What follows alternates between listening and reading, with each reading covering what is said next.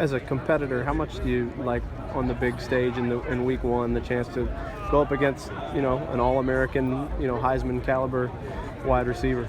It's pretty good because I go against Juju, who's potentially probably about to win the Blended Call, so that's always a blessing to have somebody like that to get sticks, so you get that comfortability of sticking someone like that, and then to go in Dallas Cowboy Stadium against Alabama, a traditional school, very prestige.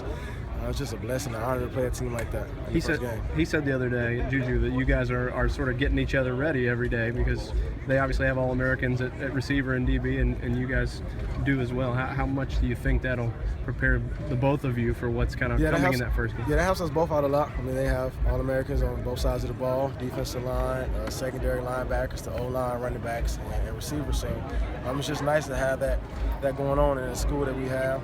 Any school you go to, you need that competition to play. So when you go against another big-time player, another big-time school, it's no different. It's just like practice all over again. As you guys, USC was a dynasty for a long time. The next dynasty that came along was Alabama. Now you're playing each other. How much of a barometer as this program has kind of come through on the other side of the sanctions is this game?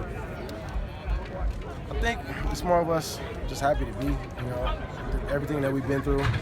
Everybody who's been through, like the seniors here or people who are fifth-year seniors that's seen through it and been through the sanctions and now be able to play in a game like this with release from the bowl sanctions and going able to play a different type of game. So it's just one of those things where just due to them and just paying off to them, like finally they get to see what it was like when the glory days back then, and hopefully we can bring it back for them. How much better prepared, roster-wise, just talent-wise, when you look around at the guys that are around you now on this practice field, is this team compared to what you saw in the, maybe the early years to play a team like Alabama? Yeah, so the first 2 years out here, we was very talented, and now it's about us trying to get trained and make sure that we're doing everything right. So when we're out there in the field, it's not just relying on your talent, relying on the things that you went through in practice and you've been trained for. So I think our team's doing a great job of trying to do the little things, which is the technique, assignment, and alignment to make sure we can prevent just relying on our talent and getting beat.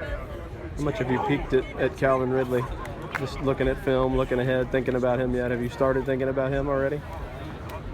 No, I mean, the only time is probably when you guys interview me and ask. But other than that, we just be chilling. I'm not gonna hold you up. We be watching different film and getting ready for practice and trying to work on our technique.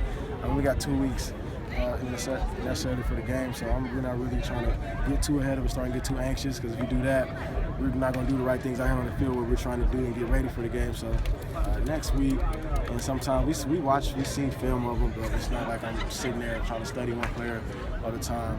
Great player, I know what he's capable of, respect his game, and I'm just ready to get out there. Next week, that's when we start prepping for Bama, so we really be honing into it next week. Everyone talks about the run defense playing